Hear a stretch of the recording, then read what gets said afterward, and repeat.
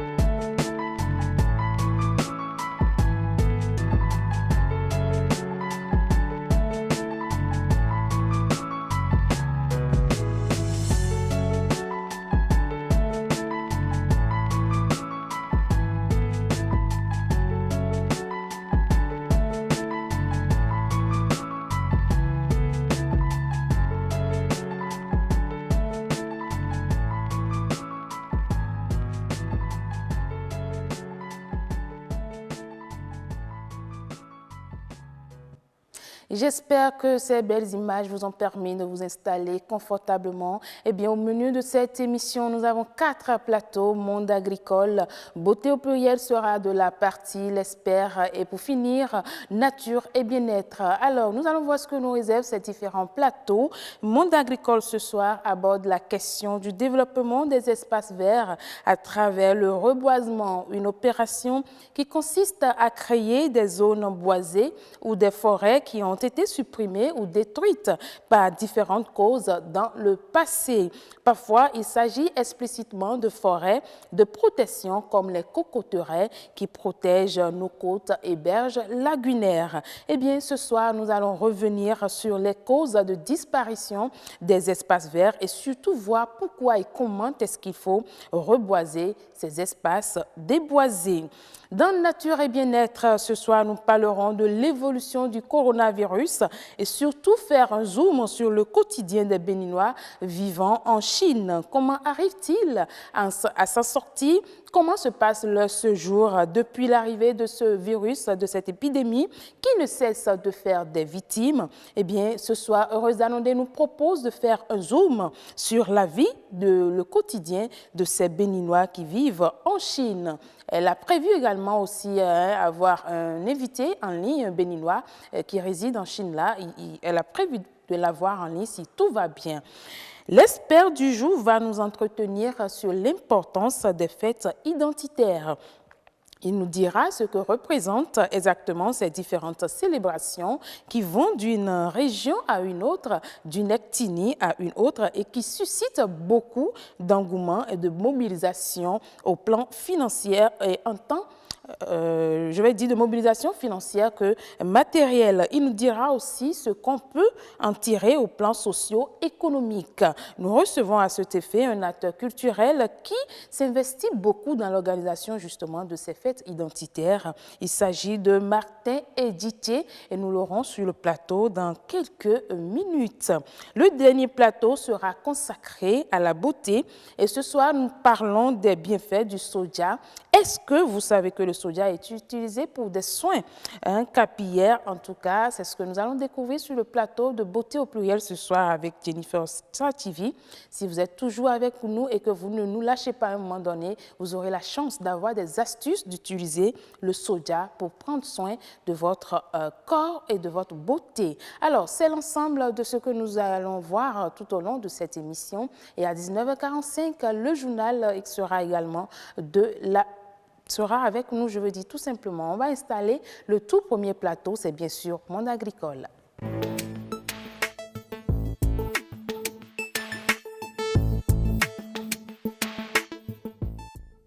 voilà l'invité qui... Allez, venez, puisque vous avez commencé déjà. Voilà l'invité qui s'installe. Alors, je l'annonçais tout à l'heure, nul n'ignore l'importance des espaces verts dans le maintien d'un environnement stable. Et pour ce faire, il faut promouvoir l'entretien des espaces verts existants et penser à reboiser les terres déboisées. Ce soir, nous parlons du reboisement et pourquoi il faut reboiser. Mais avant, nous allons suivre ce reportage de Amandine Aliamboussou sur les cocotiers. Plante tropicale, le cocotier fructifie tout au long de l'année. On le rencontre sur toutes sortes de sols où d'autres cultures ne peuvent s'adapter. Il a une importance vitale. Le cocotier fut l'une des tout premières plantes à être domestiquée par l'homme. Parmi les 500 000 espèces recensées sur la Terre aujourd'hui. Cela va sans dire que le cocotier est une partie de l'homme. Les cocotiers contribuent à stabiliser nos plages et à offrir un écosystème propice à un certain nombre d'espèces d'oiseaux, d'insectes et aussi d'autres espèces de flore le long de nos plages. Malheureusement, on assiste de plus en plus à un abattage anarchique des cocotiers au Bénin. Du fait de la pression humaine, cette flore est en voie de disparition. Le cocotier est appelé l'arbre au sans usage. Les populations les utilisent et parfois de façon abusive. La menace fondamentale qui est identifiée aujourd'hui au Bénin, c'est que les cocotiers sont coupés et les bois sont utilisés comme des chevrons pour construire des habitations. Une action urgente s'impose pour régénérer ce couvert végétal. Il est désormais interdit d'abattre les cocotiers au Bénin sans autorisation. Et donc, à un moment donné, lorsque les dirigeants prennent leurs responsabilités, je pense qu'on ne peut qu'encourager et même les amener à aller au-delà parce qu'il ne faudrait pas s'arrêter sur les cocotiers. Il n'y a pas que les cocotiers qui sont mutilés, abattus n'importe comment au Bénin. Il suffira à l'État de vulgariser la chose. D'abord au niveau des villages, des arrondissements, des communes, pourquoi pas des départements, surtout en mettant en branle nos conseillers locaux. C'est un grand pas qui vient d'être franchi. Les autorités préfectorales sont mandatées pour le respect strict de cette décision. Le cocotier est aussi une plante nécessaire, n'est-ce pas, pour le maintien de l'équilibre de l'écosystème. Donc nous invitons à appliquer davantage, le gouvernement à appliquer davantage les lois relatives à la biodiversité, relatives à nos ressources génétiques. Ah oui, il faut vraiment protéger ces espèces-là parce que vous imaginez si on arrive à perdre ces cocotiers qui embellissent nos côtes, les berges lagunaires. Vous voyez ce que ça va donner déjà avec le soleil et tout ça. Et même pour les habitants de ces berges-là, c'est compliqué. Il faut vraiment penser à sauvegarder ces espèces. Et d'ailleurs, c'est pour ça que nous sommes sur ce plateau ce soir pour parler du développement des espèces vertes au Bénin, le reboisement, une solution absolue. Alors, j'ai pour vous Dekadjevi Romain, avec qui nous avons déjà commencé ce plateau le jeudi dernier. Il est avec nous encore. Bonsoir Dekadjevi. Bonsoir Rachel et bonsoir aux amis téléspectateurs. Comment allez-vous? Bon, je vais à merveille. À merveille. Merci d'être encore là. Je rappelle que vous êtes journaliste spécialiste des questions environnementales. C'est un devoir. Voilà. Merci beaucoup. Et la dernière fois, le jeudi dernier, nous étions déjà en train de parler de comment est-ce qu'il faut protéger ces espèces et comment est-ce qu'il faut réaménager les espaces pour que ces espèces ne disparaissent pas, d'où la nécessité de reboiser. Et je voudrais qu'on revienne un peu sur la notion d'espace vert. Quand on parle d'espace vert, à quoi fait-on allusion? Quand on parle d'espace vert, c'est d'abord le couvert végétal qui existe sur un territoire donné. C'est aussi tout ce qui est artificiellement créé. Bon, quand je dis artificiellement, c'est l'homme qui, de par sa volonté, décide de créer un espace vert. C'est un peu comme les projets d'espace vert que le gouvernement a déjà initié au niveau de Ruirola, par exemple, et un autre peut-être à l'entrée de Dantopa. Ces infrastructures sont, disons, le fruit d'une volonté politique. Et là, on peut parler aussi d'espaces verts. Les espaces verts ainsi perçus globalement peuvent alors se définir comme, disons, un endroit où on peut trouver des arbres, des gazons, même des fleurs, mais on peut aussi donner de Est-ce qu'un champ de palmier, un champ de cocotier est appelé espace vert? Pas forcément, parce que là, c'est plutôt un couvert végétal d'abord. L'espace vert ici, il faut y voir peut-être avec un aspect un peu citadin, où peut-être les populations sont peut-être appelées à venir s'aérer, peut-être à des moments de soucis de leur vie, ils peuvent venir se distraire avec peut-être leur famille, leur conjoint, ainsi de suite. Voilà, donc la différence est bien faite sur ce plateau. Alors, ce que je veux savoir, dites-moi, comment est-ce qu'on peut reboiser justement ces espaces végétaux, comme vous l'avez dit tout à l'heure? Oui, tout part d'abord du choix des espèces, et la plupart, où désormais on parle notamment des espèces qui sont domesticables, des espèces qui sont locales, oui. D'accord, des fleurs qu'on peut facilement trouver chez nous en Afrique, pourquoi pas par exemple au Bénin. Et c'est pour cela que depuis très longtemps maintenant, on demande qu'au cours par exemple des journées nationales de l'arbre, par exemple, on puisse choisir des espèces qui sont adaptées à nos climats, et ainsi de suite. Bon, pour la plupart du temps aussi, dans ces genres d'espaces, il y a souvent les gazons qui sont naturellement semés, puisque les racines, c'est les racines qu'on met Justement, en terre. J'allais aborder la question, en quoi consiste le reboisement? Le reboisement, d'abord, consiste à mettre en terre des petits plants qui, plus tard, peut-être vont grandir et donner des plantes. Et donc, il peut aussi arriver que peut-être on parte de la sélection des graines qu'il faut mettre en terre pour que on puisse avoir aussi de bons plants et de bonne qualité, pour plus tard aussi avoir des plantes qui puissent survivre face aux aléas du climat, puisque aujourd'hui aussi... Et à quel moment s'impose le reboisement, justement? À quel moment s'impose ce reboisement-là? Le reboisement ne s'impose pas. À un moment donné, on peut faire le reboisement à tout moment. Du moment où, disons, la pression humaine est davantage forte, il n'y a pas un moment privilégié. Et quand on parle, par exemple, de la journée du 1er juin, c'est juste pour rappeler, disons, ce devoir que tout un chacun de nous avons à être un des habitués de ce fait-là, à planter régulièrement des arbres. Donc, on ne peut pas dire qu'il y a un moment donné pour mettre en terre un arbre ou bien pour créer des espaces verts. Non. Vous avez vu par exemple ce que le gouvernement a fait, il n'a pas privilégié un temps forcément avant d'aménager ces espaces-là. Et donc, est-ce que aussi, quand on sent la disparition d'une espèce, on peut pas penser au reboisement? Oui, justement, c'est pas forcément qu'il faut attendre la disparition de cette espèce-là d'abord avant de penser au reboisement. Autrement dit, on ne se serait pas inscrit dans une approche de durabilité. C'est pour cela que je dis autour de ce plateau que le reboisement n'est pas une affaire de temps, n'est pas en fait à considérer. On ne considère pas un temps pour aller au reboisement. On ne peut pas considérer un temps pour aller vers la création. Donc c'est une activité qui doit être menée de façon continue. Maintenant, si vous le voulez encore au cours de nos anniversaires, ou peut-être dans une famille où il y a plusieurs personnes dans la même famille, on peut décider, par exemple, au cours d'un anniversaire, créer un événement de reboisement. Il y a un jeune qui le fait si bien déjà. Anas Seko, je profite de cette... On ne va pas faire un peu de la pub, voilà. Oui, non, ce n'est pas de la pub, c'est un jeune activiste qui a trouvé cette idée-là, où chaque anniversaire, il faut faire poser un acte qui va dans le sens... planter un arbre. Voilà, donc, moi, je trouve que le prendre aussi comme ça pourrait peut-être répondre à votre question, pour savoir s'il faut forcément attendre. Mais si on laisse encore tout le monde planter les arbres un peu partout, est-ce que ça ne pose pas un autre problème? Parce que pour planter un arbre, je sais qu'il y a des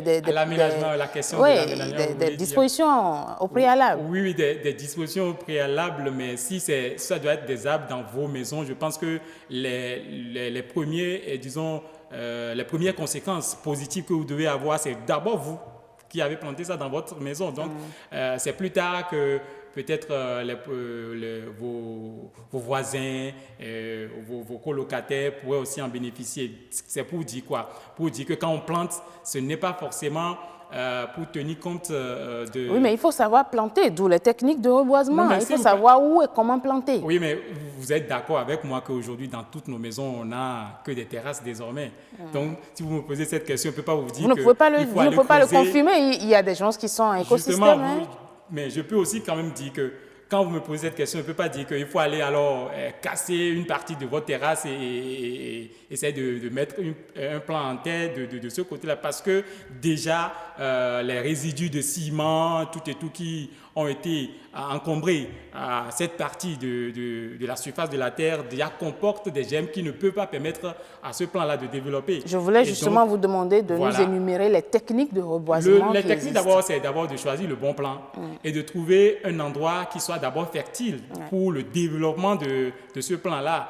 Et par la suite aussi suivre le plan, parce que pour la plupart du temps, même dans nos programmes nationaux, on constate que on s'en va mettre en terre les plans et plus tard, on ne suit plus. Donc, il y a quand même de rigueur que lorsqu'un plan est mis en terre, qu'un suivi rigoureux il soit apporté pour que plus tard, c'est un peu comme l'être vivant. Donc, en tant qu'être humain, quand nous naissons, nous nous nourrissons et puis nous grandissons. C'est pareil aussi pour les... Revenons un peu sur le cas du cocotier qui, comme on a dit la dernière fois, tend à disparaître. Comment est-ce qu'on peut utiliser le reboisement justement pour sauvegarder cette espèce-là? Oui, utiliser le reboisement pour sauvegarder cette espèce-là, c'est d'abord une prise de conscience. Savoir que quand on met un cocotier en terre, c'est non seulement le fruit que nous allons en bénéficier plus tard, mais il y a que les racines, bon, selon aussi l'endroit dans le milieu dans lequel l'espèce est mise en terre, ça peut aussi être bénéfique pour la protection des côtes. Si je suppose que c'est à un niveau costal où ça a été mis en terre, donc ça pourrait aussi contribuer à la protection de l'érosion côtière. Est-ce que vous pensez et même que de la dégradation des terres. Ça devrait être une organisation au niveau local, au niveau décentralisé? Qu'un chef quartier décide par exemple de mobiliser sa population autour d'une cause pareille, ce serait la bienvenue. Et je pense même que s'il devrait avoir une initiative en la matière que le gouvernement pourrait même initier, c'est dans ce sens-là, pour encourager les autorités locales à s'organiser de telle sorte qu'on pourrait avoir de ces genres d'initiatives qui puissent promouvoir le développement du couvert végétal et de ces espaces. Et parlant d'autorité, qu'est-ce que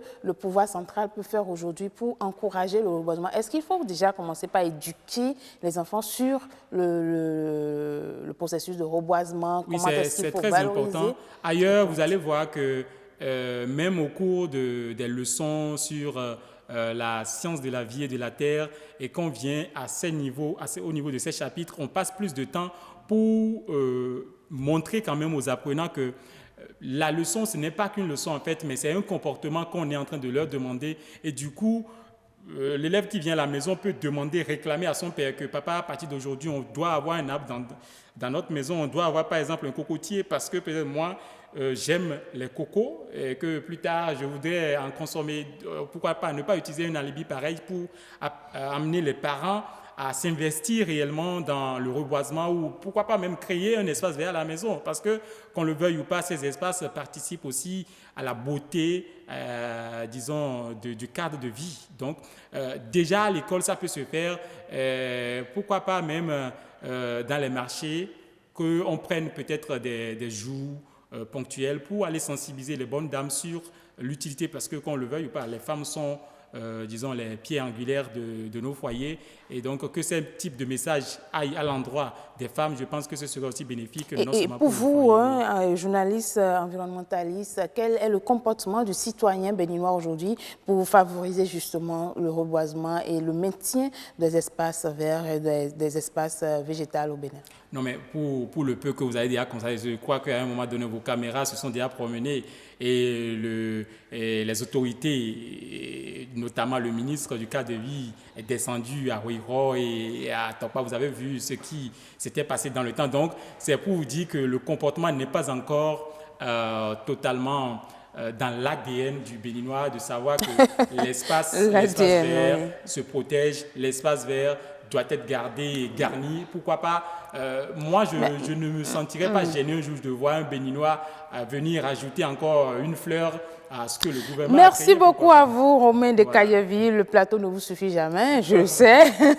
Merci beaucoup d'être venu sur ce plateau. Je rappelle que vous êtes journaliste spécialiste des questions environnementales et nous comprenons aisément l'importance du reboisement et qu'il faut que chaque citoyen béninois y pense et aille se mettre dans la danse de reboiser, pourquoi pas, nos terres boisées déjà. Merci d'être venu. Surtout d'uriner contre les arbres en ville. Merci beaucoup. Ce sera pour notre plateau. Alors, nous allons vous raccompagner tout en ayant l'espoir que vous avez compris et retenu quelque chose de ce plateau. On installe le plateau suivant, c'est l'Espère.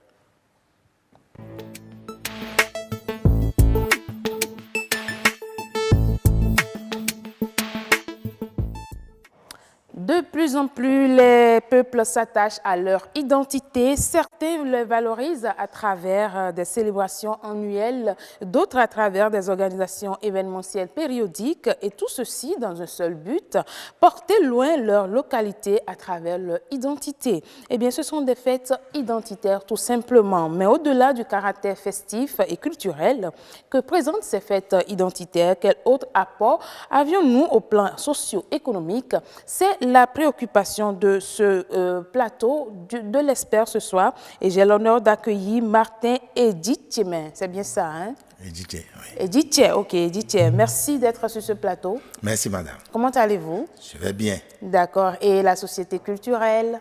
La société culturelle se porte également bien. Merci beaucoup. Je rappelle que vous avez organisé plusieurs manifestations, surtout plusieurs fêtes identitaires, et c'est à ce titre-là que vous êtes sur ce plateau. Et déjà, je voudrais qu'on parle un peu de cette fête identitaire. Pourquoi organiser une fête identitaire? Pourquoi? Merci, madame.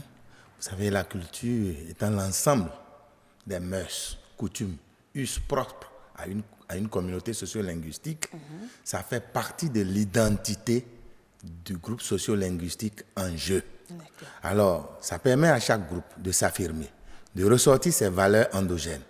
Et ces valeurs qui caractérisent, qui sont des éléments fondamentaux pour le développement socio-économique de cette communauté socio-linguistique. Donc, il faut... En réalité, la culture est le prisme par lequel chaque culture, chaque ethnie, chaque groupe socio-linguistique se mire pour projeter l'avenir. En quelque sorte, c'est une question beaucoup plus globale. Globale. D'ensemble. Oui. Voilà. Alors, mais quand on parle de fête identitaire, quels sont les aspects qui doivent tout de suite nous frapper à l'œil? Vous savez, le peuple de l'eau a la culture de l'eau, le peuple des montagnes, ils ont la culture des montagnes. Ça veut dire, c'est l'art. L'art étant tout ce qui est beau, l'art culinaire, l'art vestimentaire, l'art de la sculpture. Si nous savons faire quelque chose, c'est ça que nous ressortons dans ce que nous voulons faire comme fête. Et nous ressortons nos valeurs, comment on danse, comment les femmes s'habillent, comment l'homme s'habille, qu'est-ce qui caractérise l'ethnie de ce milieu, parce qu'en prenant les communautés socio-linguistiques du Bénin, il y a plusieurs parlers. Mais par région, vous voyez des traits caractéristiques identitaires à ces ethnies. Et c'est ça qui permet qu'ils ressortent au grand jour. Ça fait partie aussi des éléments pour travailler sur les arts et rythmes qui sont en déperdition. Il y a d'autres qui sont déjà qui subissent la pression vers la disparition. On essaie de les revitaliser pour permettre aux générations à venir d'en bénéficier. Parce que la culture, ça se transmet également de génération en génération. Alors aujourd'hui, on a assez de fêtes identitaires, mais a priori, quelles sont les bases d'une fête identitaire? A priori, assez de fêtes, c'est une dynamique culturelle.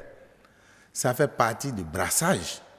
Parce que si nous avons les fêtes identitaires de Wemekwe, de Novicha, de Gani, et les fêtes identitaires à Tchaïbile, c'est un brassage culturel. Ça permet aux aux communautés socio-linguistiques de vivre ce brassage et de copier les éléments qui pourront permettre à telle culture d'améliorer sa façon de faire. Parce que vous savez, avant on dit souvent, quand tu veux parler de Idacha, on le reconnaît, on dit c'est quelqu'un yampilé. Mais aujourd'hui, cet art culinaire est devenu l'art de tout le monde. Donc tout le monde, on a partagé ce foyer digestif et c'est accepté par tous. Donc c'est une valeur. Alors que si c'était renfermé, les autres cultures n'auraient pas connu cela. Mais on a, tout à l'heure vous avez cité assez de fêtes identitaires, Novicha, etc. Et aujourd'hui, chaque année, vous avez une nouvelle fête identitaire, ainsi de suite. Moi, je veux savoir sur quelle base est-ce que on dit, bon, je prends par exemple le cas de Campopo, sur quelle base on dit, bon, on doit organiser une fête identitaire, ça y est, nous avons notre fête identitaire. Et comment est-ce que ça se passe? Vous savez, pour organiser ces fêtes culturelles, il y a le vecteur transformationnel de la culture même. Ce n'est pas à l'école qu'il faut dire qu'on passe de telle classe à telle classe, mais c'est d'une génération à une génération pour voir qu'est-ce qui nous représente et comment nous allons le vitaliser, comment nous pouvons le monnayer comme des atouts culturels et touristiques et des atouts économiques pour notre région. Voilà l'ensemble des valeurs pour lesquelles chaque communauté socio-linguistique se dit, si une communauté reste à la traîne, il subit la disparition de sa culture. Okay. Et là, ça devient un challenge pour tout le monde. Oui. Donc chaque année, si on entend Novicha ici, si vous prenez par exemple Novicha, ils seront déjà dans leur 100e anniversaire, alors que d'autres, ils ont copié un peu, ils ont commencé avec peut-être un retard, et petit à petit, ils vont grandir aussi pour que leur culture se mette aussi sur la toile. D'accord. De toute façon, c'est une pratique aujourd'hui qui a gagné le territoire national, et même le monde, pourquoi pas. Mais qui sont ceux-là qui organisent les fêtes identitaires? Une fête identitaire s'organise par les fils et filles de la localité, également les sympathisants, les alliances. Parce que les alliances constituent un vecteur de dynamisme de la culture. Les alliances, nous avons parlé du brassage avec les autres. Donc, les fils et filles portent leur culture à la surface du monde. Et aujourd'hui, avec tout ce que le gouvernement développe dans le domaine du tourisme, c'est un atout pour les communautés socio-linguistiques de participer à la vie culturelle et cultuelle de notre pays à travers les fils et filles et les sympathisants. Parce qu'il y a des gens qui sont dans les Haïti et autres, ils veulent revenir à leurs sources. Il y a des gens qui recherchent leurs sources et on dit, vous êtes de telle localité, mais s'ils apprennent qu'il y a des fêtes identitaires qui permettent d'aller se ressourcer, c'est un bon. Donc tout le monde se met dans l'organisation. Les gens sont impliqués dans l'organisation. Il y a on met en place un comité, comme un comité qui dirige. Et généralement, ce comité est choisi sur quelle base, sur quels critères? Le comité est choisi. Puisque vous avez fait partie de plusieurs. Ce que nous avons fait plusieurs fois, nous avons essayé de ressortir un critère, c'est le critère d'appartenance politique. Ce critère est éliminé. Malgré les divergences politiques, on se retrouve dans ce prisme culturel qui est la culture, qui n'a pas besoin d'appartenir à un parti politique avant d'agir. La preuve, même la contribution pour l'organisation de ces festivités, on demande les souscriptions, la participation volontaire de tout le monde. Donc c'est tout le monde en fait qui contribue. Alors, en dehors du caractère festif, du caractère culturel que l'on a à première vue de cette fête identitaire ou de ces fêtes identitaires, quels sont les autres apports au plan socio-économique que l'on peut obtenir à base de ces fêtes identitaires-là? Merci madame. Sur le plan économique, d'abord, si on dit qu'on veut faire un Novicha, ou bien on veut faire un festival à Tchaïbilé, ou bien on veut faire Wemerwe, à 2 mois, vous ne pouvez plus avoir de réservation dans les hôtels parce que tous les hôtels toutes les chambres d'hôtel sont déjà bloquées. Pour d'autres, c'est à la fin des festivités de l'année précédente qu'on demande déjà la réservation pour l'année qui vient. Donc, c'est d'abord un pan économique et ça permet à tous ceux qui savent préparer l'art culinaire, les mets de la localité.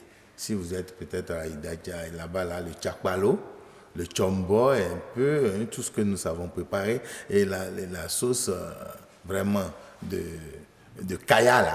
Si vous venez manger, vous mangez le fort de Dassa, madame, j'avoue que... Tellement vous parlez bien de ça. Vous n'aurez même plus envie de revenir. Non, j'ai même déjà envie de manger ça sur le plateau, mais bon, on va continuer d'abord. Votre chose là, on va essayer de voir ça. Donc, ça ajoute une valeur ajoutée à l'économie, ça booste l'économie de la localité. C'est ça. Et ça rend visible cette localité. On dit, Marie Wedo, on dit, donc c'est la fête des maris, mais malgré ça, ce n'est pas fermé aux autres ethnies. Les autres ethnies sont les invités de marque et qui participent à cette fête et ça augmente. Sur le plan social, c'est un grand brassage. Ça déstresse la communauté et ça permet aux gens de revenir au rythme. On voit les rythmes qui sont en disparition là, quand on les ramène sur le tapis. Tu vois, les gens... C'est-à-dire assez davantage. La diaspora se ressource et tout le monde, c'est la gaieté de fête. C'est ça, donc ça ramène les gens à la racine, tout simplement. Vous êtes de quelle ethnie déjà? Bon, je suis de Idacha. Je comprends pourquoi vous maîtrisez les mets, etc. Mais je maîtrise aussi les mets, même chez les... Et chez les Idacha, leur fête identitaire, c'est quand? La fête identitaire, c'est du 9 au 13 avril prochain. Ce n'est pas encore. Oh, d'accord, je comprends. Ah, d'accord. Vous invitez les téléspectateurs aussi en même temps. Oui, tout le monde, ils sont invités. Je peux venir déposer vos cartes d'invitation ici. Avec plaisir. Il suffit que vous soyez. N'oubliez pas pour Agnès Bello, c'est ma chef d'édition. Ok, ça là, c'est déjà entré dans les oreilles de ceux qui doivent le faire. On sera avec vous. Cette fête-là, il y a l'art culinaire et comment. L'art vestimentaire, comment nos mamans... Oui, comment il faut s'habiller, quand on est de telle localité. Comment on prépare la sauce. Qu'est-ce qu'on fait pour que la cuisine, la maison soit vraiment tranquille.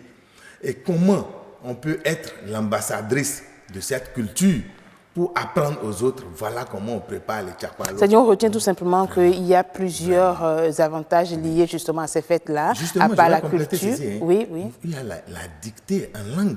D'accord. Savoir écrire et lire. Tout ça se passe au cours des fêtes. Ça se passe au cours de cette fête. Ok, d'accord. Vraiment, c'est une fête identitaire et que c'est 1000 regrets. Et je vais 10 millions on va pas faire la publicité pour ça. On a compris déjà que c'est pour bientôt et que vous nous invitez. Je vous invite. Et il faut aussi résumer pour dire que ces différentes fêtes-là apportent quand même beaucoup de choses au plan socio-économique. Il y a la caisse, l'économie béninoise qui gagne quelque chose. Oui. Parce que s'il y a des recettes au niveau des hôtels, au niveau des bars, restaurants et autres, c'est sûr que l'impôt aura pour son compte et que la société se porte aussi à bien, et à merveille du moins ça. Même ceux qui travaillent dans la logistique, les transports, c'est une grande occasion. Et ça ressort aussi les atouts touristiques de cette communauté socio-linguistique. Oui. D'accord. Bon, on va vous dire tout simplement merci d'être venu sur ce plateau pour avoir partagé toutes ces informations avec nous. En attendant qu'on vous rejoigne pour votre fête, on vous souhaite un bon retour chez vous. Merci, madame. Merci beaucoup. Pour cette opportunité. Martin Edjitché. Oui. Voilà. Merci et on va passer à présent à Horizon Culture. Horizon Culture, ce soir, on va essayer de nous faire belle avec le soja.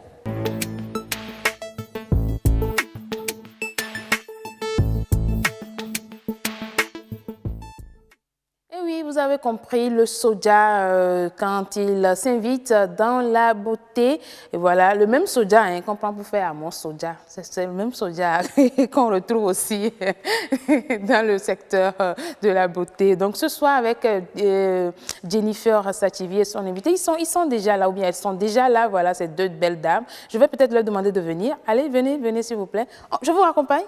Merci beaucoup. Venez s'il vous plaît, oui. Allez-y, venez s'il vous plaît, Jennifer. Oui. Alors, comment ça va? Je vais bien, Marcel, et chez vous? Ça va très bien. Alors, ce soir, on veut parler du soja. Marcel, je vous ai dit avec de la pas beauté. me faire ce coup. Hein. Non, je vous l'ai fait, vous savez, c'est quand on me prévient là que je le fais. Bonsoir, madame, comment allez-vous? Je vais bien, merci. Et vous? C'est bien, madame Gbangba Larissa. Oui. Larissa Cécile. Larissa Cécile, d'accord. Comment allez-vous? Très bien, merci. Vous êtes très bien habillée dans votre robe de couleur rouge. Merci. Alors, ce soir, on va parler du soja. Oui, effectivement. D'accord. Voilà, le soja, c'est pas juste qu'on le consomme, le soja a d'autres vertus, surtout en matière de beauté. Et notre spécialiste de soins capillaires va nous en parler. Donc, comment le soja agit sur les cheveux. Donc, je vais vous donner de très bons conseils. Et ensuite, vous me payez ma consultation. Ça, c'est clair. Tu sais, Voilà, dans les coulisses, ça se fait toujours. Alors, on va parler du soja au niveau des soins capillaires, mais c'est après ce reportage. Des graines jaunes de forme sphérique, cueillies de ces plantes vertes. Des plantes qui sont entièrement feuilles, tiges, gousses, revêtues de fins poils gris. Nous sommes ici dans la culture du soja. Le soja est une plante oléagineuse très cultivée dans le monde. Au Bénin, il est beaucoup plus présent dans le nord. Légumineuse alimentaire, il offre de nombreux avantages tant agronomiques que nutritionnels. Le soja, c'est une très bonne source de protéines. Elle contient des protéines complètes, donc on peut bien remplacer les viandes, les poissons par le soja dans notre alimentation. Et comme valeur nutritive, on retrouve dans une portion de soja, une portion c'est un demi-bol en plastique. On retrouve dans cette portion 199,3% de kilocalories, c'est-à-dire d'énergie. Le soja est une des légumineuses rares. Et ça répond très bien à nos attentes ici au Bénin parce que notre carence alimentaire est située beaucoup plus autour des aliments riches en protéines. Considéré comme plante miracle, le soja permet aux personnes âgées de calmer la plupart des symptômes accompagnateurs de la ménopause. Avec les personnes âgées, c'est le taux de phosphore qui est là-dedans qui fait leur richesse. Donc, c'est des personnes qui ne perdent pas mémoire aussi facilement. Voilà. Et avec son taux de nutritif qui leur donne suffisamment d'éléments, ça fait que même si vous vieillissez, vous tenez. Vous tenez, vous avez de la vigueur, vous avez de l'énergie, vous avez suffisamment ce qu'il vous faut à vous comparer à un genou qui ne consomme pas le soja.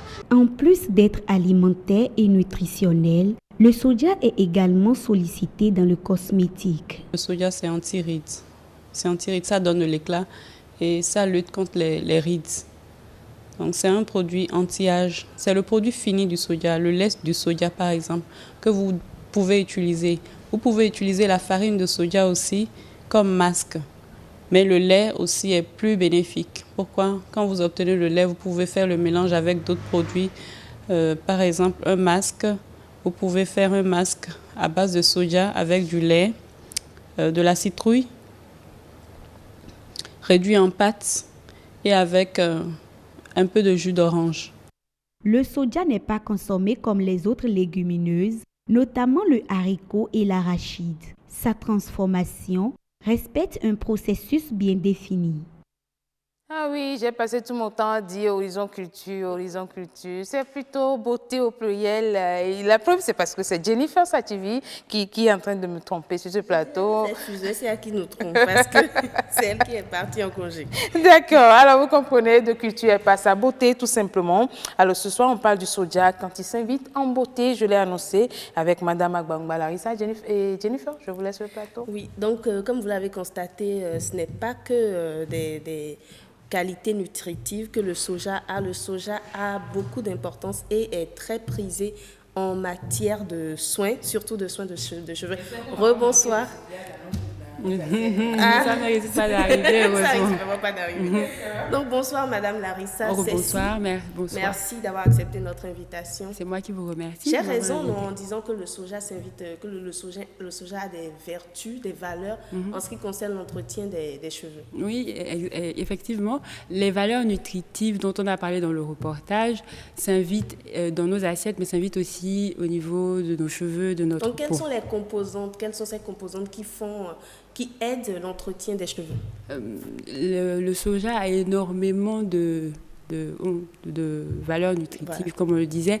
On ne va pas parler de tout, mais on va parler de certaines, notamment des protéines. Le soja est très, très riche en protéines et la protéine est super, je vais dire, pour les cheveux. Ce qu'il faut savoir, c'est que nos cheveux sont composés à plus de 90% d'une protéine qu'on appelle la kératine. D'accord. Et justement, souvent, avec le mauvais entretien, tout ce qu'on passe dans les cheveux, le stress, la vie courante, les agressions extérieures, le défrisage et consorts, cette kératine peut s'abîmer avec le temps.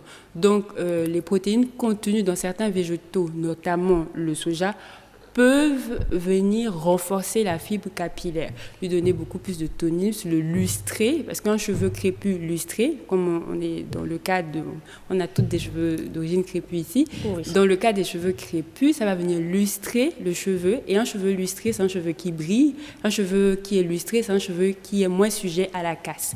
Donc un cheveu moins sujet à la casse, c'est un cheveu dont on constate la pousse. Okay.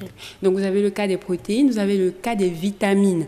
Un complexe vitaminé énorme, mais on va en relever un qu'on connaît tous, la vitamine E. La vitamine E, c'est un puissant antioxydant. Ça ralentit le vieillissement cellulaire et c'est quelque chose qui peut être bénéfique. C'est bénéfique pour les cheveux. Ça va venir protéger les cheveux des agressions extérieures, notamment les rayons UV du soleil. Est utilisé justement le soja pour ses cheveux. Ce qui est magnifique avec la nature, c'est que vous pouvez jouer avec ce qu'elle vous apporte. Donc, le soja se décline en huile de soja. Vous avez le jus, qu'on appelle aussi le lait de soja, et vous avez aussi la farine. Donc, vous pouvez utiliser l'huile en soin, vous pouvez utiliser le lait en soin, vous pouvez utiliser la poudre également en soin. Mais vraiment, ce qui est merveilleux, c'est que la nature nous apporte des choses et qu'on peut les utiliser de diverses manières. Okay. D'accord, donc est-ce qu'on peut aussi bien utiliser le lait que la farine, que l'huile pour les mêmes soins, pour les mêmes traitements, ou ça varie? Ça dépend de ce qu'on vise peut-être? Oui, ça va dépendre de ce qu'on vise. Vous avez par exemple l'huile, les huiles sont par nature émollientes, ça va rendre le cheveu plus doux. Je vais prendre un exemple simple, vous pouvez utiliser l'huile avant le shampoing, ça va préparer le cheveu au shampoing, parce que ce qu'il faut savoir, c'est que le shampoing vient nettoyer le cheveu. Ça vient le débarrasser de tout ce qui est détritus, salissures et consorts. Et par là même, le shampoing va encore enlever l'huile naturelle que nous avons sur les cheveux. Mais voilà que le cheveu crépus est très très sec déjà par nature. Donc pour contrebalancer cet effet asséchant lors du shampoing, on peut faire un soin avant le shampoing, notamment un soin avec l'huile de soja. Donc ça va venir nourrir le cheveu et résultat, après le shampoing, vous avez des cheveux doux. Voilà. Par exemple, dans le cas du lait de soja, ce qu'on va rechercher ici, c'est le tonus, la vitalité, l'épaisseur, parce que ça peut contribuer à donner un peu plus de volume aux cheveux. Et surtout, les cheveux qui sont très, très abîmés, le lait de soja sera plus recommandé. D'accord. Donc, voilà un peu, s'il faut parler de toutes les... Voilà. Ça va vraiment... donc, si j'ai les cheveux abîmés, est-ce que je peux passer le lait, ou est-ce qu'il y a des règles, des dosages et tout? Ou est-ce que je peux juste arriver à la maison, je vois que mes cheveux sont cassés, je mets du lait chaque soir? Comment on peut procéder? Alors, le sujet est vaste. Comme on le fait avec nos clientes quand elles viennent chez nous, on fait un diagnostic d'abord et on essaie de voir ce qu'il y a comme problème. Maintenant, on va intégrer le soja ou bien les produits dérivés du soja dans une routine en fait. Et cette routine va être un ensemble d'éléments qu'il faut faire.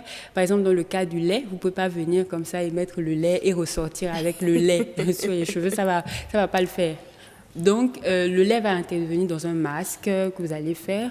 C'est vrai que j'aurais aimé qu'on donne des astuces, hein, mais je pense que ça, on va prendre rendez-vous jeudi prochain et pour vous donner vraiment des astuces. Voilà, là, on va parce que vos cheveux, ça m'intéresse. Rien qu'à voir vos cheveux, mais c'est moi, vous payez la consultation. Il n'y a pas de souci, c'est Fassa TV. Alors, le grand rendez-vous, vous savez que c'est aussi le journal et il est 19h45. On retourne l'antenne à la rédaction.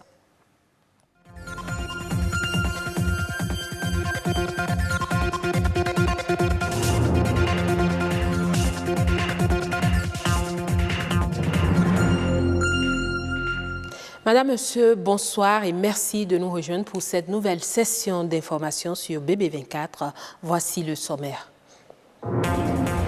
Il existe désormais un outil qui permet aux citoyens d'accompagner les gouvernements dans la lutte contre le changement climatique. Il s'agit d'une plateforme lancée par le PNUD. Les détails dans ce journal. Le diabète gagne du terrain au Bénin et les actions se multiplient pour mener à bien la lutte contre la maladie. C'est dans ce cadre que l'ONG Bethesda a organisé une séance de dépistage gratuit. Vous aurez les détails dans ce journal. Existe-t-il des risques de contamination aux hépatites par des gestes amoureux? La réponse est à découvrir dans ce journal.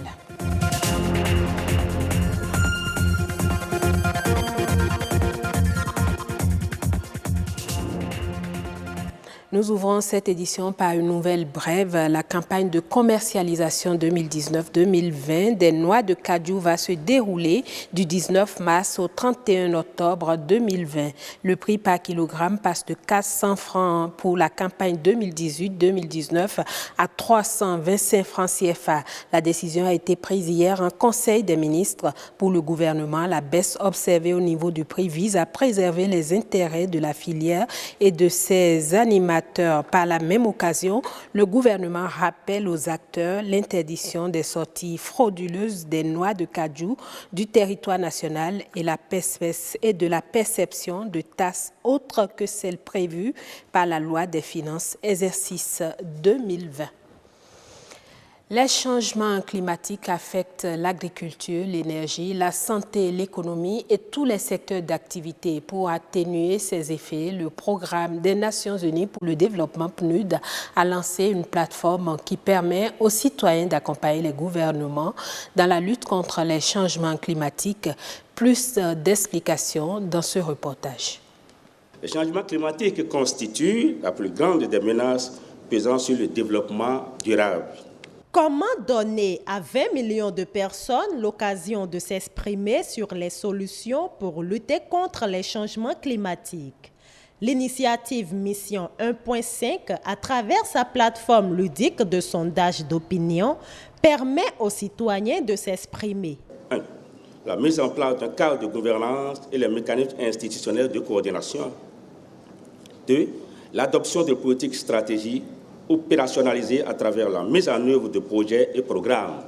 À cet effet, une série de documents stratégiques tels que le Programme d'action national d'adaptation de 2008, la contribution déterminée au niveau national CDN en 2015 et la stratégie pour un développement à faible émission et résilient au changement climatique en 2016.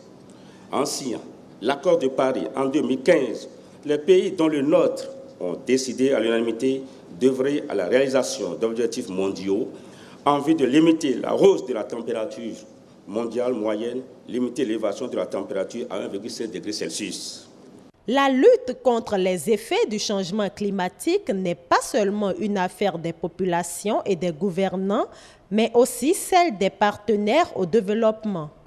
L'offre des services de PNUD au titre de la promesse climatique comporte 5 axes, à savoir 1. Renforcer la volonté politique et l'adhésion de la société au niveau national et infranational. 2. Revoir, aligner et actualiser, consolider les objectifs, les politiques et les mesures en place pour les contributions prévues déterminées au niveau national. 3. Intégrer de nouveaux secteurs. 4. Évaluer les coûts et les possibilités d'investissement. 5. Suivre le progrès et renforcer la transparence. Face à ces objectifs, Il importe de multiplier les efforts d'adaptation et d'atténuation des effets du changement climatique. Le diabète est une maladie chronique causée par un défaut du taux d'insuline dans l'organisme. Au Bénin, le mal gagne du terrain et pour aider, l'ONG Bethesda a organisé une séance de dépistage gratuit du diabète sur ses différents sites. Mais qu'est-ce qui cause le mal et quelles sont les conséquences du diabète? Les détails dans ce reportage de Marianne Bossemedi.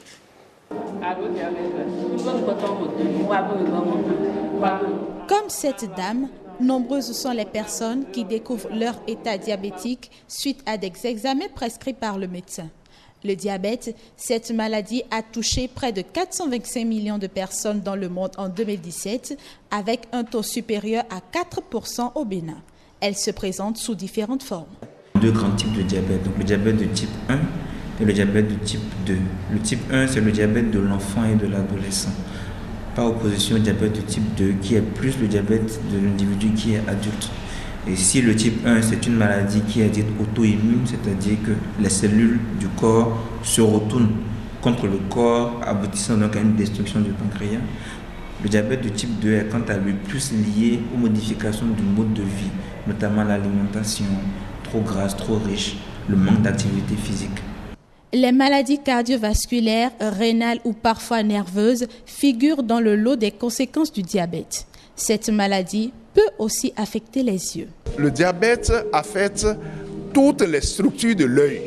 Vous pouvez avoir des abcès au niveau de la paupière en répétition. Ça veut dire qu'il y a une épine irritative, il y a quelque chose qui est en bas et qui assure l'infection et qui entretient l'infection donc de la peau et on a des abcès. Nous pouvons avoir aussi des hémorragies au fond de l'œil. Pour éviter ces douloureuses conséquences aux Béninois, l'ONG Bethesda s'investit dans le dépistage du mal. Ce mardi, beaucoup de citoyens ont gratuitement bénéficié de ce service. D'abord, nous avons fait 30 ans d'observation médicale. Et nous avons remarqué que, en fait, que ce soit en ophtalmologie, que ce soit en médecine générale ou dans les autres services, il y a des complications que nous notons.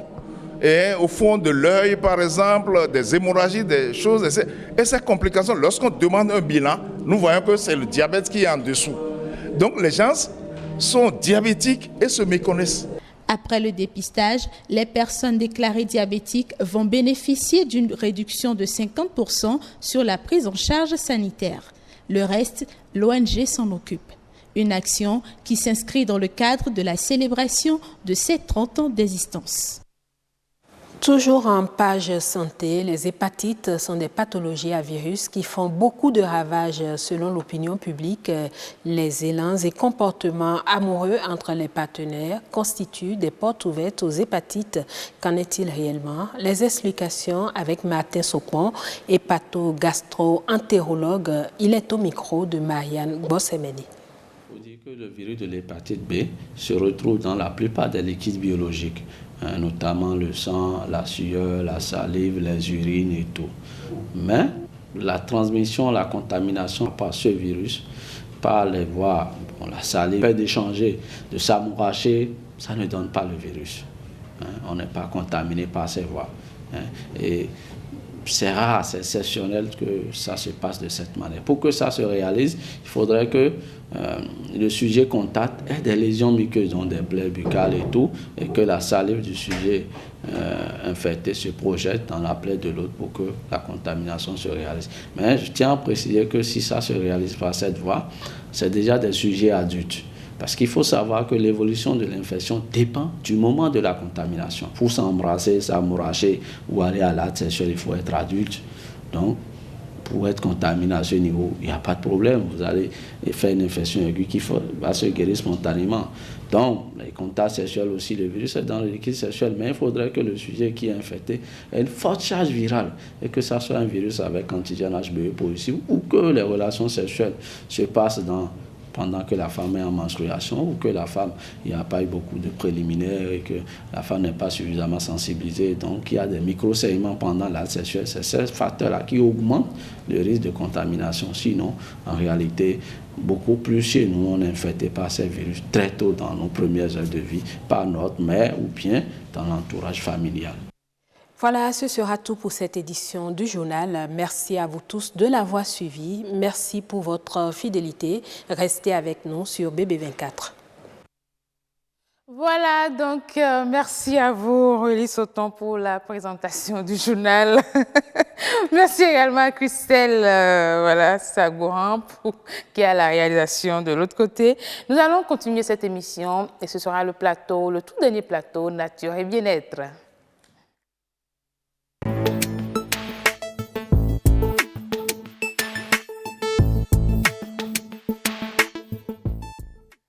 Et oui, ça n'arrive pas qu'aux autres. Vous savez bien que nous avons de nos compatriotes béninois qui vivent en Chine, justement ce pays qui a vu naître le coronavirus. L'épidémie continue de faire des ravages. Des victimes sont identifiées presque tous les jours et il faut l'avouer, ça fait vraiment peur à tout le monde. Mais quelles sont les dispositions prises par nos dirigeants pour accompagner les nôtres dans ces moments difficiles? Comment est-ce qu'ils vivent leur séjour en Chine? La question à laquelle nous allons essayer, ou les questions auxquelles nous allons essayer de répondre sur ce plateau de Nature et Bien-être avec Heureuse Danondé. Mais avant, je vous propose de suivre ce reportage de Rodrigue Babagbeto sur le coronavirus. Au grand mot, les grands remèdes, l'aéroport Cardinal Bernardin-Ganty prend ses précautions face à l'ampleur de l'épidémie du coronavirus. Ici, tout passager doit désormais se plier à de nouvelles mesures de sécurité lorsqu'il quitte le tarmac pour le hall d'arrivée. Ces caméras ont été placées là, en haut, pour permettre de récupérer tout de suite toute personne qui rentre. Ça fait deux choses. Il identifie la personne, voit si la température est très élevée, il le marque et montre immédiatement son image réelle aussi, pour qu'on sache exactement qui c'est, et parce que les parties seront en rouge, les parties, le corps chaud, et puis l'autre partie sera en bleu ou d'autres couleurs. On a un dispositif assez discret pour ne pas créer une panique inutile. Au niveau de cet espace, donc, nous voyons passer les passagers dès leur entrée ici. Ils doivent pouvoir passer dans un rang. Et dans le rang, il y a également à la sortie là-bas, nous avons des scanners qui sont également installés. Tout le long du fil, nous avons installé des matériels de désinfection dont le dispositif est là pour qu'ils puissent se désinfecter. Et lorsqu'un cas de fièvre est détecté, on oriente le porteur vers cette salle de tri. Quand le signalement et les soupçons sont confirmés, le sujet est réorienté. Au cas où nous avons une confirmation par rapport à la provenance qui peut être une zone à risque et puis la température qui est élevée, nous l'amenons dans la salle d'isolement qui est une salle où nous essayons de mettre la personne en condition pour essayer de recueillir suffisamment d'informations et quand cela est nécessaire, nous faisons appel au SAMU pour pouvoir le conduire au site d'isolement. Tout ceci est fait avec l'aide de membres du personnel de l'espace aéroportuaire formés et outillés pour la circonstance. Ceci au grand bonheur de l'Organisation mondiale de la santé. Le gouvernement, l'OMS, on était ensemble pour mettre en place ce dispositif et nous sommes entièrement satisfaits de ce que ce dispositif permet dès la descente de l'avion à l'entrée au hall de prendre la température et faire un interrogatoire poussé de la personne avant de l'amener si la personne est suspecte en salle d'isolement. Donc c'est un dispositif qui marche parfaitement et qui respecte les normes internationales. La sensibilisation n'est pas non plus absente. Des kakémonos sont installés un peu partout avec pour mention les 7 mesures essentielles pour se protéger d'une infection du coronavirus. Pour le ministre de la Santé, pas d'inquiétude aussi bien pour les autochtones que les passagers à destination du Bénin. L'arrivée au pays révélé peut donc être belle et le séjour sain. Et voilà, assez de dispositions prises pour quand même contrôler un tant soit peu cette épidémie-là qui, depuis décembre, fait des ravages, je l'ai dit tantôt. Et ce soir, nous allons parler un peu de la situation que vivent nos compatriotes béninois à l'extérieur, notamment en Chine. Et vous savez qu'il y a des étudiants qui sont en formation en Chine pour l'obtention de diplômes supplémentaires. Et après cette découverte, après ce virus, comment est-ce qu'ils se portent là-bas, quelle est la vie qu'ils mènent au quotidien. Et voilà, Heureuse Danodé est sur ce plateau. Nous allons en parler. Heureuse, bonsoir. Bonsoir, Machel Betoro. Comment allez-vous? Je me porte très bien. Et chez vous? Ça va très bien. Et la santé? Ça va, je rends grâce. D'accord. Alors ce soir, vous allez nous aider à faire un zoom sur le quotidien de ces nombreux Béninois qui sont en Chine. En Chine, effectivement.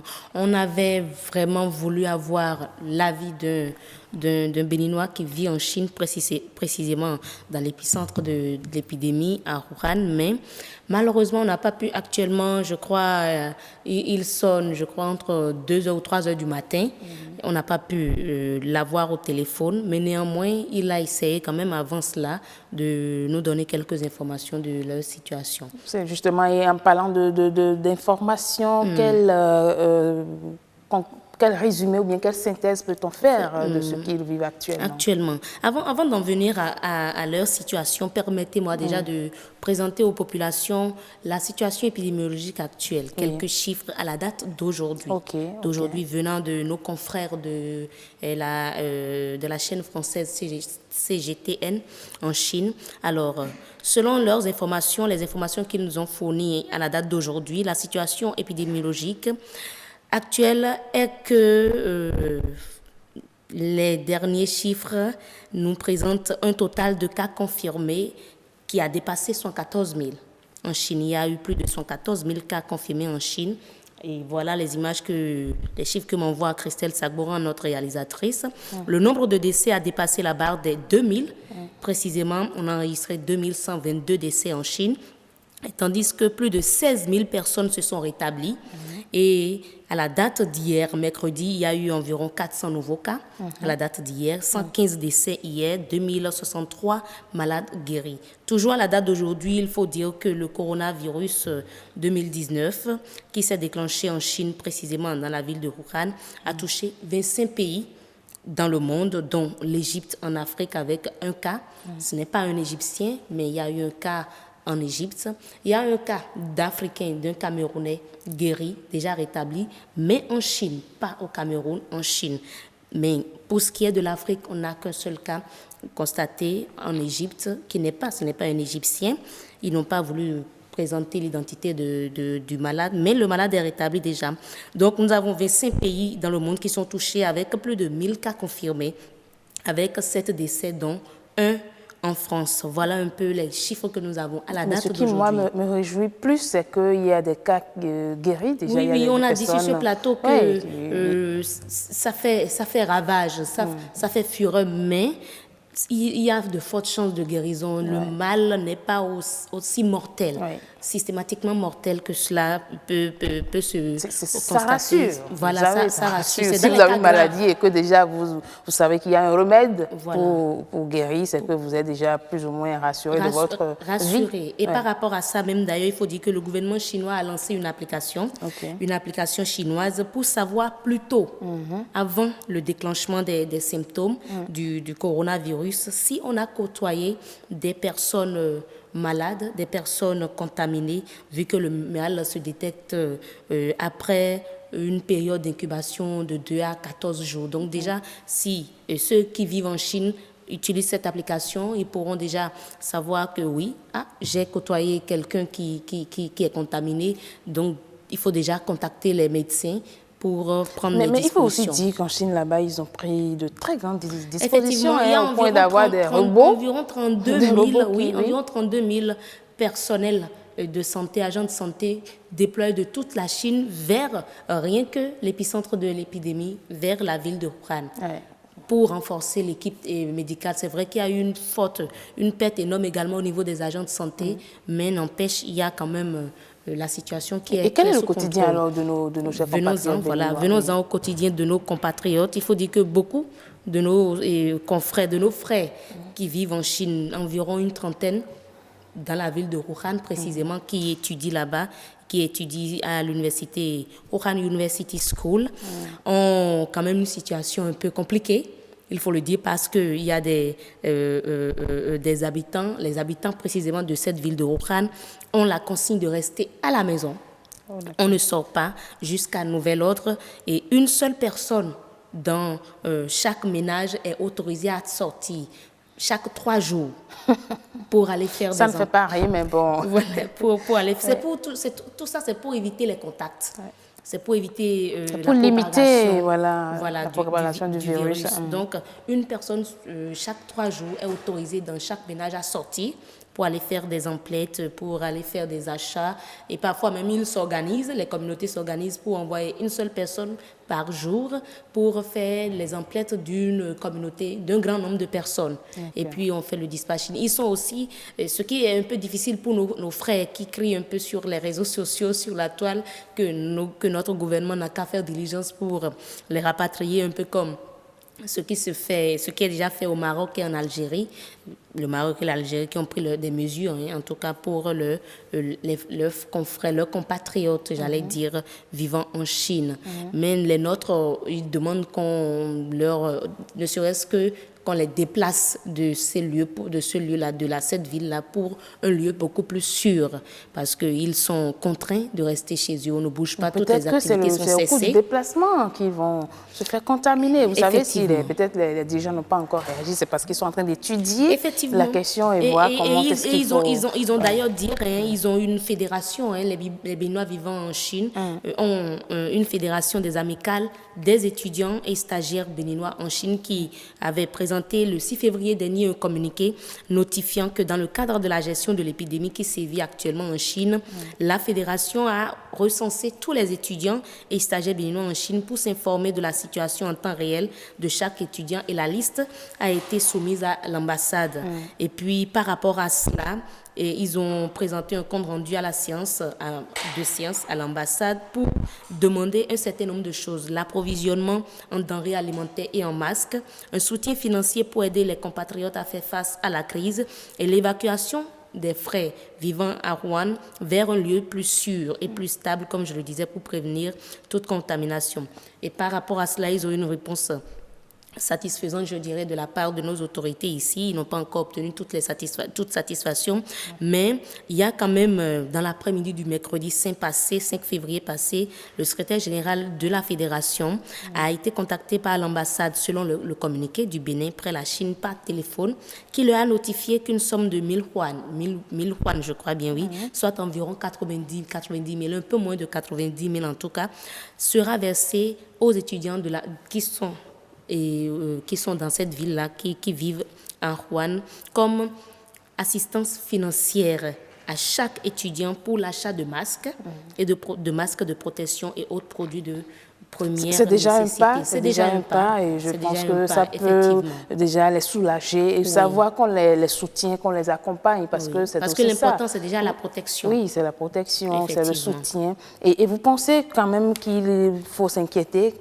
de nos compatriotes?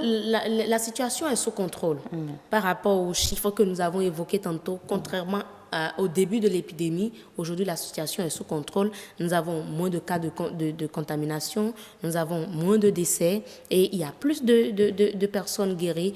Tellement vous avez parlé de robots, il y a tellement de technologies mises en place aujourd'hui pour contribuer à l'éradication, à la maîtrise de l'épidémie. Je crois que la situation est sous contrôle et ça fait partie des raisons certainement pour lesquelles nos autorités aussi, en étroite collaboration avec les autorités chinoises, prennent les dispositions quand même, mais ne s'inquiètent pas en tant que telles, car ils savent que la situation est sous contrôle. Et déjà, dans notre pays, on a suivi à travers le reportage de Rodrigue Baba-Beto qu'il y a des dispositions qui sont prises déjà au niveau de l'aéroport, le scanner thermique et tout pour détecter, ne serait-ce que selon votre température, si vous avez le coronavirus ou pas. Donc, je crois qu'il n'y a pas à s'inquiéter. Moi, je pense que c'est de très bonnes nouvelles que vous apportez là.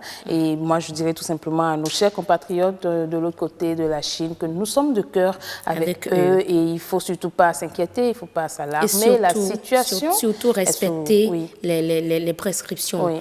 Encore que le compatriote qu'on devait avoir au téléphone a dit que la communication est hautement contrôlée par le gouvernement chinois. Donc là, ils ont tout prévu et ils s'organisent de telle manière qu'il n'y ait pas de fausses informations, qu'il n'y ait pas, comme on le voit sur les réseaux sociaux, des rumeurs, de fausses rumeurs qui vont faire empirer les choses. C'est peut-être une des raisons pour lesquelles on ne l'a pas eu sur ce plateau. Certainement. Tout compte fait, c'est déjà réconfortant de savoir qu'ils sont bien protégés et que nos autorités béninoises aussi pensent à ces compatriotes-là en Chine. Tout comme nous sommes de cœur avec vous. Ne vous inquiétez pas, la famille, le Bénin vous porte à cœur, comme on le dit. Heureuse Danodé ne dira pas le contraire. Pas du tout. Voilà. Nous sommes là, on veille également au grain pour que la situation n'empire pas, d'autant plus qu'au Bénin, on n'a enregistré aucun cas. Et on remercie les autorités pour les efforts fournis par rapport à ça.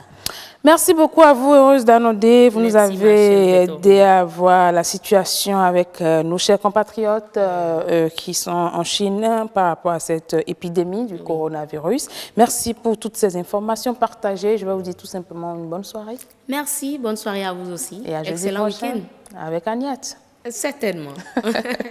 Excellent week-end à vous aussi. Alors, on va tout simplement, qu'est-ce que je vais dire? On est en train de tendre vers la fin de cette émission. Nous allons revoir un peu ces belles images proposées tout à l'heure par le service programme. On revient après. Bienvenue au Bénin. Paysage verdoyant, relief multiforme, faune et parc naturel, plages ensoleillées, cité balnéaire ultra moderne, rythme au corps, rite au cœur, vestiges et reliques d'une histoire séculaire, brave peuple, biens et personnes sécurisées. Le Bénin, terre de culture et de riches traditions, vous offre de grands moments de découverte et d'évasion.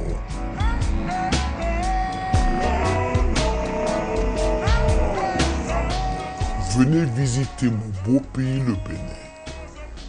Il vous surprendra.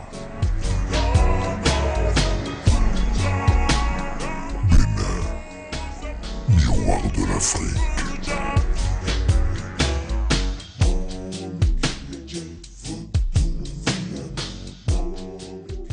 Et voilà notre cher pays, le Bénin en image, très agréable à voir. Alors, je vais tout simplement vous donner la citation de ce soir avant de vous dire au revoir. La citation dit ceci: « Mieux vaut prendre le changement par la main avant qu'il ne vous prenne par la gorge. Mieux vaut prendre le changement par la main avant qu'il ne vous prenne par la gorge. » C'est une citation de Winston Churchill. Voilà, c'est avec cette situation proposée par Agnès Bello que je vous dis tout simplement merci de nous avoir suivis de bout en bout. L'équipe technique de ce soir a été dirigée par Christelle Sagboran. Au son, nous avions eu